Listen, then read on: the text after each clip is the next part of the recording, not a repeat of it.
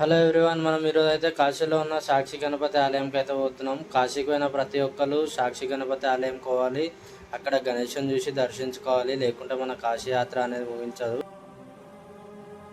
ఇక్కడ గణపతి అడ్డంకులను తొలగించేవాడిగా, ప్రతి ఆత్మకు సంరక్షకుడు మరియు బుక్ కీపర్గా భావిస్తారు. సాక్షి అంటే సాక్ష్యం చెప్తాడు కాబట్టి ఈయనని సాక్షి గణపతి అని అంటారు.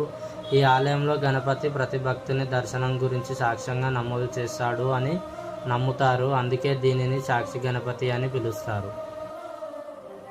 పురాణాల ప్రకారం ఏంటిదంటే, ఈ గణపతికి ఎందుకు సాక్షి గణపతి అని పేరు అంటే, శివుడు ఏమంటాడంటే, ఎవరైనా సరే ఎన్ని పాపాలు చేసిన వాళ్ళైనా సరే కాశీకి వచ్చి నన్ను దర్శించుకుంటే వాళ్ళు చేసిన పాపాలన్నీ పోతాయని చెప్పి శివుడు అయితే చెప్తాడు. శివుడు చెప్పడంతో ఏం చేస్తారంటే, రాక్షసులు వాళ్ళందరూ కాశీకి వచ్చి శివుని దర్శనం చేసుకోవడం అవన్నీ జరుగుతుంటాయి. సో అట్లా చేసుకుంటే ఏమవుతుందంటే, మన ప్రపంచం అంతా తలకిందులు అవుతుంది. కాబట్టి నారదుడు ఏం చేస్తాడంటే, శివుని దగ్గరికి వెళ్ళి ఇట్లా మీరు చేసేది తప్పులు చేసిన వాళ్ళు కూడా ఎన్నో పాపాలు చేసిన వాళ్ళు కూడా వచ్చి మీ దగ్గరకు వచ్చి మిమ్మల్ని దర్శించుకుంటున్నారు. ఇట్లా కాదు, మీరు ఎవరు మంచోళ్ళు ఎవరు అనేది మీరు అబ్జర్వ్ చేయాలి అని చెప్పి నారదుడు శివునితో చెప్తే, శివుడు ఏం చేస్తాడంటే గణపతిని సాక్ష్యంగా పెడతాడు. సాక్ష్యంగా పెట్టి ఏంటంటే, కాశీలో ఎవరెవరు ఏంది, ఎట్లుంటున్నారు ఏంది, ఎట్లా మెదులుకున్నారు ఏందనేది తెలుసుకొని వాళ్ళు నా దగ్గరకు వచ్చిర్రా, అక్కడ కాశీలో ఉన్న వాళ్ళు ఏం చేసిర్రు ఏంది అనేది మొత్తం మనకి ఇక్కడ వినాయకుడు ప్రతి భక్తుని ఉండి నోటు చేసుకుంటాడు. నోటు చేసుకొని మన ఆత్మ మన శరీరాన్ని వీడి వెళ్ళిపోయిన తర్వాత